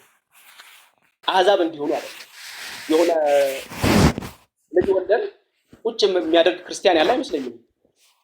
ልጅ ወልዶ በቃ አንተ ልትወስንበት እድሜ እስኪደርስ ድረስ እስከ 10 ምናምን ዓመት በቃ ቁጭ በል ምናምን የሚል አንድም አናባፕቲስት ወይም ባፕቲስት አላየሁም። ልጆቹ ሰንበት ትምህርት ቤት ይልካል፣ ቤት መጽሐፍ ቅዱስ ያስተምራቸዋል፣ ክፉና ደጉን ያሳያቸዋል፣ በሚሄዱበት መንገድ ይመራቸዋል። የትኛውም ክርስቲያን የሚያደርገው ይሄን ነው። ለምን?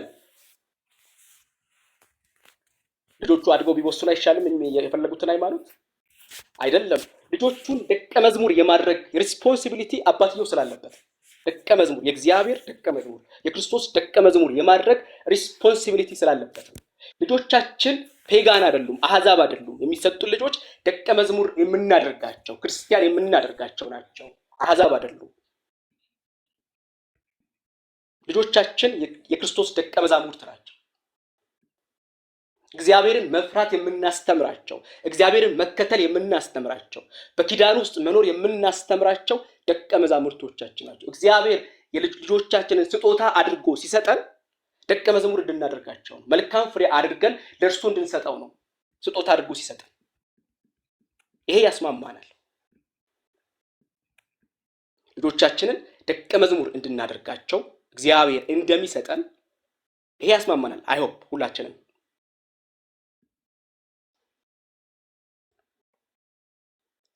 እና ልጆቻችን አሕዛብ ካልሆኑ፣ ልጆቻችን ደቀ መዝሙር ሊሆኑ ካለ ልጆቻችንን በሚሄዱበት መንገድ እግዚአብሔርን እንዲፈሩ እያደረግን የምናሳድግ ከሆነ መጽሐፍ ቅዱስ እንደዚህ ይለናል፣ እንግዲህ ሂዱና አሕዛብን ሁሉ። እነማንን? አሕዛብን ሁሉ። ታዋቂዎችን ብቻም አይልም።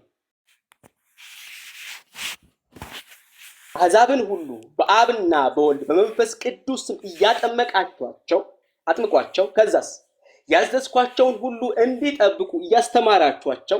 ከጠመቃችኋቸው በኋላ ምን ታደርጋላችሁ? ያዘዝኳቸውን ሁሉ እንዲጠብቁ ታስተምሯቸዋላችሁ። ከዛስ ደቀ መዝሙር ታደርጓቸዋላችሁ። ፖይንቱ ደቀ መዝሙር ማድረግ ነው። የክርስትና ፖይንት በየትኛውም ሰው አምኖ የሚምጣ በጌታ ቤት የሚደግ የመጨረሻው ግብ ደቀ መዝሙር ማድረግ፣ ሰዎችን ደቀ መዝሙር ማድረግ። እነዚህ ልጆች የተሰጡን ደቀ መዝሙር እንድናደርጋቸው ከሆነ ነገ ደቀ መዝሙር የሚሆኑ ከሆነ ማይጠመቁበት ሚንስ የለም። ምንም ማይጠመቁበት ሚንስ የለም። ሶስተኛ ደግሞ ማነሳው ነጥብ ምንድን ነው? ሐዋርያት ሥራ የቤተ ክርስቲያን የመጀመሪያው ታሪክ ነው። የመጀመሪያው ክፍለ ዘመን ታሪክ ነው። ሐዋርያት ሥራ መጽሐፍ ሆነ ያው መጽሐፍ ቅዱስም የተጻፈበት ማለት ነው። የመጀመሪያው ክፍለ ዘመን ታሪክ ነው እና አንድ የመካነ ኢየሱስ ሚሽነሪ እና የቃሊዮት ሚሽነሪ የሆነ ቦታ ቢሄዱ የሆነ የሙስሊም ሀገር ልበል፣ ያው መካኒስቶች ከኦርቶዶክሶች ጋር ሲሆን ድጋሚ ስለማያጠምቁ የተወሰነ ልዩነት ይኖራል። ወደ ሙስሊም ሀገር ሄዱ ወይም ክርስቲያን ወዳልሆነ ሀገር ሄዱ። አንድ የመካነ ኢየሱስ ሚሽነሪ እና አንድ የቃሊዮት ሚሽነሪ። የመካነ ኢየሱስ ሚሽነሪ የቃሊዮቱ ሚሽነሪ መጀመሪያ ላይ የሚያደርጉት ያመነ ሰው ማጥመቅ ነው። መጀመሪያ ላይ የሚያደርጉት ሁለት ያመነ ሰው ማጥመቅ። ከዛ ያ ያመነው ሰው ልጅ ሲወልድ ቃሊዮቱና መካነ ኢየሱሱ ይለያያሉ ማለት ነው። ልክ ልጅ ሲወልድ መካነ ኢየሱሱ ልጁን ያጠምቀዋል። ምክንያቱም ወደ አባቱ ኪዳን ስለገባ አባቱ ደቀ መዝሙር እንደሚያደርገው ስለሚያምን። የቃሊዮቱ ሚስዮናዊ ደግሞ ይተወዋል፣ አያጠምቀውም። ስለዚህ ሁለተኛ ጀነሬሽን ላይ ነው የሚቀየረው ይሄ ነገር። ስለዚህ ሐዋርያት መጀመሪያ ሲመጡ ወንጌልን ይዘው ሲመጡ የመጀመሪያ ጀነሬሽን ነው ያለው። አዋቂዎች ናቸው አብዛኛው። ግን ደግሞ አዋቂዎችም ሲጠመቁ መጽሐፍ ቅዱስ በቂ ዳታ ሰጥቶናል። ቻቸው ምድር ይጠመቁ። ሐዋርያት ሥራ ምዕራፍ 2 አንብቤ እንቀጥላለን። መጽሐፍ ቅዱስ አበዛውባችሁ። ሐዋርያት ሥራ ምዕራፍ 2 ቁጥር 39 ሐዋርያት ሥራ ምዕራፍ 2 ቁጥር 39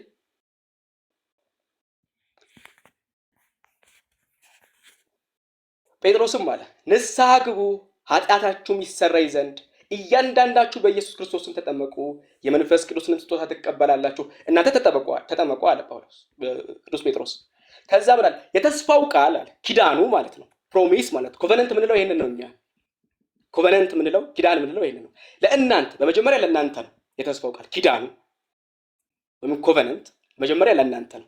ለልጆቻችሁ ሁለተኛ ደግሞ ለልጆቻችሁም ጭምር ነው። ጌታ አምላካችን ወደ እርሱ ለሚጠራቸው በሩቅ ላሉት ሁሉ ነውና፣ ይሄ ደግሞ ለአሕዛብ ጭምር ገና ለሚመጡ ጭምር እና ተጠመቁ እያለ ያለው ጴጥሮስ አዋቂዎችን ነው፣ እዛ ጋር እየሰሙ ያሉ ሰዎችን። ነገር ግን ይሄ የምትቀበሉት የተስፋ ቃል የእናንተ ብቻ ሆኖ አይቀርም። አዎ የእናንተ ነው። ከዛ ደግሞ ቀጥሎ የልጆቻችሁ ጭምር ነው። ልጆቻችሁ ከዚህ ተስፋ ቃል ውጪ አይደሉም እና በትክክልም ልጆቻችን ከዚህ ተስፋ ቃል ውጪ አይደሉም። ደቀ መዝሙር አድርገን እናሳድጋቸዋለን። ጌታ ቢፈቅድ ደግሞ ደቀ መዝሙር ሆነው ይሞታሉ። እና መጀመሪያ ደቀ መዝሙር የምናደርገው አባቶች ወይም እናቶች ልጆቻቸው እናስተምራቸዋለን። እግዚአብሔርን እንዴት እንደሚፈሩት፣ እንዴት እንደሚታዘዙት፣ እንዴት እንደሚኖሩ ከቤተ ክርስቲያን ጋር ደቀ መዝሙር ስለሚሆኑ የተስፋው ቃል ኪዳን ተካፋዮች ናቸው። ከተስፋው ቃል ኪዳን ውጪ አይደሉም ልጆቻችን። ልጆቻችን አሕዛብ አይደሉም፣ ፔጋን አይደሉም። ልጆቻችን ክርስቲያን ናቸው። ስለዚህ እናጠምቃቸዋለን። ይገባቸዋል ይሄ ስርዓት። ከዚህ ስርዓት የሚከለክላቸው ምንም ነገር የለም። ሁለተኛ ነገር ደግሞ በጥምቀቱ ሁለተኛ ይሁን ስንተኛ ፖይንት ላይ አላውቅም የቱ ጋር እንዳለው ሶሪ። በጥምቀቱ ውስጥ እግዚአብሔር ይሰራል። ልጆቻችን በሚጠመቁ ሰዓት ዳግም ሊወለዱ ይችላሉ በመንፈስ ቅዱስ አሰራር። እግዚአብሔር የሚከለክለው የለም። ምክንያቱም ቅዱስ ዮሐንስ በጥምቁ ዮሐንስ ማህፀን ላይ ነው መንፈስ ቅዱስን የተሞላው። እግዚአብሔር የሚከለክለው የለም። ካደጉ በኋላ ሲያምኑ መንፈስ ቅዱስ ሊሞሉ ይችላሉ። እምነት ሊሰጣቸው ይችላል። ነገር ግን የጥምቀት ምልክት አንድ ጊዜ ብቻ የሚደረግ አይደለም። ጥምቀት የአንድ ጊዜ ስራ አይደለም። አንዴ እናደርገዋለን። ሁል ጊዜ ግን አብሮን የሚኖር ምልክት ነው፣ ማህተብ ነው። አብሮን ይኖራል ሁል ጊዜ። ልክ እንደ ግዝረት ማለት ነው። ግዝረት 2-3 አይደረግም። አንዴ ይደረጋል፣ ሁል ጊዜ ይኖራል አብሮ። ግዝረት ጥምቀት ልክ እንደዚህ ነው። አንዴ ይደረጋል፣ ሁል ጊዜ አብሮ ይኖራል። የአንድ ጊዜ ተደርጎ የሚረሳ ለትዝታ የሚቀመጥ አይደለም። አንዴ ይደረጋል፣ ሁል ጊዜ ይኖራል እና ህፃናትን የምናጠምቅበት ዋናው መሰረታዊ ምክንያት አንደኛ ፌዴራል ሄድሺፕን ስለምናምን፣ ውክልናዊ ስልጣንን ስለምናምን ነው። አንደኛ ፌዴራል ሄድሺፕን እናምናለን። ሁለተኛ ኮቨነንት ቴዎሎጂን የኪዳን ስነ ምልክት እናምናለን። መጽሐፍ ቅዱስ ደግሞ ከዚህ ኪዳን ውጪ እንዳልሆኑ ይነግረናል። ሶስተኛ ነገር ደግሞ ደቀ መዝሙር ስለምናደርጋቸው ጭምር ነው። የክርስቶስ ደቀ መዝሙር ልናደርጋቸው የሚሰጡን ናቸው። አሕዛቦች አይደሉም ልጆቻችን፣ ለዛም ጭምር እና አይ ቲንክ ሸልፌክስ ጥያቄዎችን ተቀብለን ብንቀጥል ምን ይመስልሃል? ጥያቄ ይሻላል የተወሰነ ጥያቄ ይሻላል። ይጭመቁን እስቲ ምን አለ?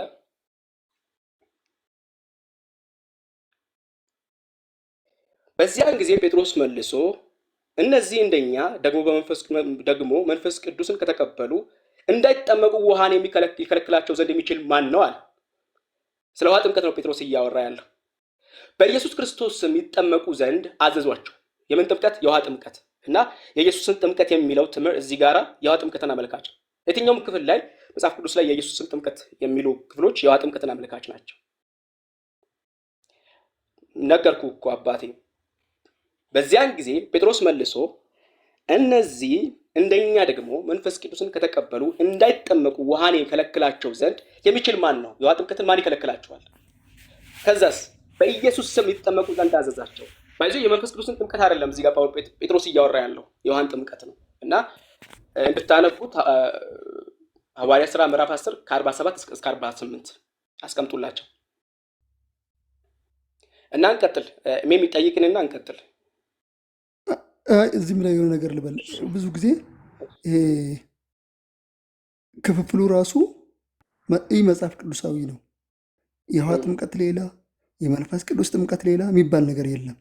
ጥምቀት አንድ ነው ያለው እንጂ ሁለት አይነት ጥምቀት፣ የተለያየ የመንፈስ ቅዱስ ጥምቀትና የውሃ ጥምቀት የሚባል ነገር የለም። ቅድም እንዳልናችሁ መንፈሱና ውሃ አብሮ የሚሰሩት አንዱን ሪያላይዝ የሚያደርጉት አንድ ጥምቀት ነው ያለው እንጂ በጣም ሻሎ የሆነ ቴዎሎጂ ነው። የውሃ ጥምቀት ሌላ፣ የመንፈስ ቅዱስ ጥምቀት የሚባለው በፕሮቴስታንትም ሁለቱም መገነጣጠል ሲጀመር አይፈቀድም። ንስጥሮሳዊነት ነው፣ አይቻልም። የለም እንደዛ የሚባልም የለም፣ እንደዛ የሚባልም የለም። በቃ አንድ ጥምቀት ነው ያለው። አንድ ጥምቀት ደግሞ እሱ ኤፌሶን 4 ላይ የተነገረው የውሃና የመንፈሱ ነው፣ አንድ ነው እሱ። እሺ የሚቀጥይ ሚሚ ይቅርታ ግን በጣም አቆየንሽ። እሺ ችግር የለውም። ሰላም ብያችኋለሁ ሁላችሁ ነው ከላይም ከታችም ያላችሁት። እኔ ትንሽ አንድ ጥያቄ እንዲብራራልኝ የምፈልገው ህፃናት ሲጠመቁ ያው ሁላችንም እንደምናውቀው አምነው አይደለም የሚጠመቁት። ቅዱስም ስላለ ይረዳኛል። መካኒቶች ደግሞ ህፃናትን ሲያጠምቁ እምነትን ይቀበላሉ ወይም ጸጋን ይቀበላሉ ወይም እምነት ይፈጠርላቸዋል ብሎ ነው የሚያጠምቁትና ያንን እናንተ ቅድም አስረድታችሁ ከሆነ አላውቅም እና እንዴት ነው እንትን የምትለው? ህፃናት ሲጠመቁ ስለተጠመቁ ድነዋሉ ማለት እንችላለን? አሁን ስለተጠመቁ አንዴ ኮንፌሽናችንን ላንብብልሽና እሺ ኮንፌሽኑ ላንብበው አይደለ? ዌስት ሚኒስተርን ከዛ ክሊር ይሆናል በቀላሉ። እስኪ ስለ ጥምቀት ዌስት ሚኒስተር ኮንፌሽን ስለ ጥምቀት ምዕራፍ 28 ላይ ዌስት ሚኒስተር ኮንፌሽን ስለ ጥምቀት ምዕራፍ 28 ከቁጥር 2 ጀምሬ ላንብበው። ይህን ስርዓት ለመፈጸም ጥቅም ላይ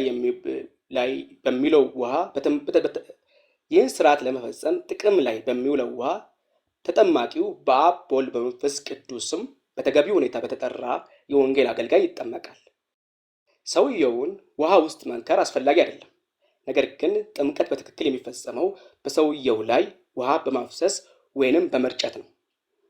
መጠመቅ የሚገባቸው በክርስቶስ ማመናቸውን ለእርሱ እንደሚታዘዙ የሚመሰክሩ ብቻ ሳይሆኑ ሁሉም ወይንም ሁለቱም ወይንም አንዱ ብቻ አማኝ ከሆነ ወላጆች የሚወለዱ ህፃናት ጭምር መጠመቅ ይኖርባቸዋል። ለዚህ ደግሞ ለምን ለሚለው ምላሽ እንሰጣለን። ቁጥር 5 ላይ ምንም እንኳን ይህንን ስርዓት መናቅ ወይንም መተው ትልቅ ኃጢአት ቢሆንም ያለ እርሱ ማንም ዳግም መወለድ ወይንም መዳን አይችልም እስኪባል ድረስ አይ ቲንክ ያንቺን ጥያቄ የሚመልሰው ይሄ ፓርት ነው። ያለ እርሱ ማንም ዳግም መወለድ ወይንም መዳን አይችልም እስኪባል ድረስ ወይንም የተጠመቁ ሁሉ ያለ ጥርጥር ዳግመኛ ተወልደዋል ለማለት እስክንደፍር ድረስ ጸጋና ድነትን መለያየት በማይቻል ሁኔታ ከእርሱ ጋር የተያያዙ አይደሉም። ፈጽሞ ንጥል የተጠመቀ ሁሉ ድኗል ማለት አንችልም በመጀመሪያ ደረጃ። ሁለተኛ ነገር ደግሞ ያለ ጥምቀት ደህንነት አይገኝም ብለን ምንም ደግሞ አንዘጋም አንደምድም። ግን ቀጥሎ ደግሞ ምን እንለዋለን? ቁጥር 6 ላይ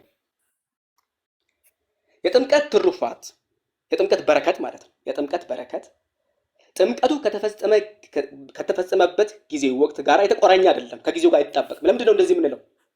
ጥምቀቱ ስለማያድን አይደለም። ይህም ሆኖ ግን ስርዓቱ በትክክል ሲፈጸም ተስፋው የተገባለት ጸጋ መሰጠቱ ብቻ ሳይሆን የተገባው ተስፋ ቃል መሰጠቱ ብቻ ሳይሆን ልክ ስርዓቱ ሲፈጸም በመንፈስ ቅዱስ ለአዋቂዎችና ለህፃናት ጸጋው የሚገባቸው ስለሆኑ ያ ጸጋ በእግዚአብሔር ፈቃድና ምክር እርሱ በወሰነው ጊዜ በእርግጥ ይገለጥላቸዋል፣ ይታደልላቸዋል።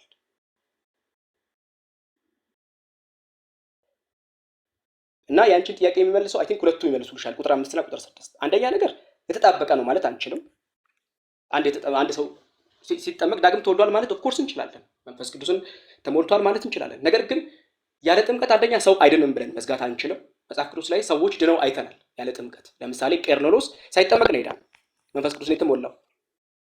ሁለተኛ ነገር ደግሞ ተጠምቀው እንኳን መንፈስ ቅዱስን ያልተቀበሉ ሰዎች ነበሩ። ለምሳሌ የሰማርያ ሰዎች። አሁን ስምዖን ጠንቋዩ ስምዖን ተጠምቆ ነበር። ኢቭን አምኖ አይደለም የተጠመቀው፣ ተደሞ ነው። ዋው ይሄ ምርጥ ቢዝነስ ብሎ ማለት ነው። ልክ ታምራት ሲያደርጉ አይቶ ፊልጶስ ነበር አይደል የሰበከው። ሐዋርያ ሥራ ምዕራፍ 8 ላይ ይመስለኝ ታሪኩ ያለው ምዕራፍ 8 ይመስለኛል። አዎ ሐዋርያ ሥራ ምዕራፍ 8 ላይ እና ተጠምቆ ምናምን ነገር ከዛ መጣና ምን አለው? ሽጡልኝ፣ ይሄን ነገር ሽጡልኝ። ተጠምቆ እንኳን አልዳንም። ሰዎች ተጠምቀው ላይድኑ ይችላል።